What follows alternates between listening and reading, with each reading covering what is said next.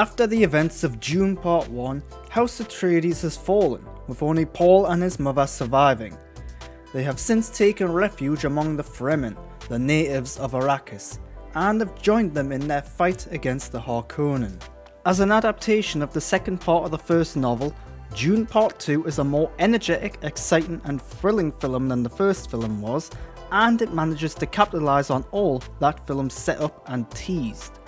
Timothee Chalamet returns as Paul Atreides, the young man who has been bred and raised to become a messiah to the people of Arrakis. Timothee makes Paul far more engaging and likeable than he did in the first film. The role this time around allows him to showcase a greater range of emotion and depth, with larger struggles both physical and mental.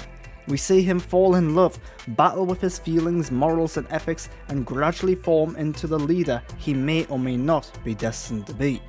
It's a great performance with plenty of interpretation to be had from it. Joining him in a larger role is Zendaya, who is his primary love interest and ally among the Fremen people. Much of what happens in this film is seen from her perspective. The progression of Paul from runaway to leader is especially explored from her viewpoint, as a person who doesn't initially believe in the prophecy or his supposed destiny. One of the film's strongest points is the way in which it establishes varying views and beliefs, making each of the characters have their own distinct opinion and standpoint in larger arguments and debates.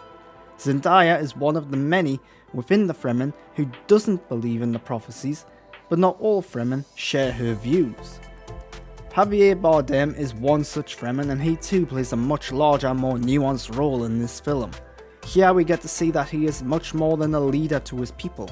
He is a person with strong views and opinions who has ingrained beliefs about Paul, and yet he is still a stern, rough leader we saw in the first film.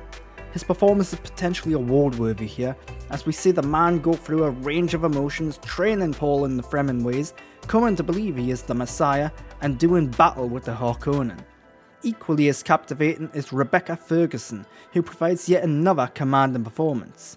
This time around, Rebecca becomes a religious leader to the Fremen and often communicates with her unborn child via telepathy. Much of her role involves the more fantastical science fiction elements of the film, but her performance manages to ground it in a believable reality. The strange fantastical elements of Dune often work because of the cast, the commitment and the serious handling of them. The communications between her and her unborn child, for example, are odd at first, but the great performance plus the smart handling and depiction of such material quickly dissipates any uncertainty about such outlandish elements. This film adds a lot of new characters and actors into the mix. Florence Pugh is the daughter of the Emperor, the true brains of the outfit, and heir to the throne. Christopher Walken is a subdued, aging emperor clinging to power, and the highlight of the film is an almost unrecognisable Austin Butler as the Baron's nephew, a new foe for Paul to contend with. Austin makes Feyd-Rautha an intimidating, psychotic, unpredictable and unhinged villain. He has some striking similarities to Heath Ledger's Joker, but with a bit more nihilism. His appearance, mannerisms and distinct speech, which is vastly different from his famed Elvis voice, makes him a captivating, scene-stealing villain. One thing this film does far more than the first is action. There are battle scenes, one-on-one fights, thrilling sequences and large-scale epic moments that exhilarate. These help make Dune Part 2 a more exciting film than the first one. The first film had the hard task of establishing the world and the characters, so this one can focus on telling the story and providing entertainment, while also adding new world and characters into the mix. While there is a noticeable increase in adrenaline, the film is still very much a science fiction drama. The large battles do not emphasise the gore or the blood, instead focusing on the characters, their reactions and the emotions. The final battle, for example, takes place primarily off-screen, with only sounds and the worried concerns expressions of those awaiting its conclusion on display. It's smart because it makes character the focus, heightening the stakes of the action, but there's still also enough action to get the blood pumping. What really helps matters are the special effects, the sound design, the cinematography and direction. This is an expertly crafted film, albeit a slightly loud one. Every sound and image you see and hear is a deliberate choice. A brief foray onto the Harkonnen homeworld might be the highlight, It showcases a truly sci-fi setting where a sun casts everything in shades of black and white, with inky fireworks filling the skies.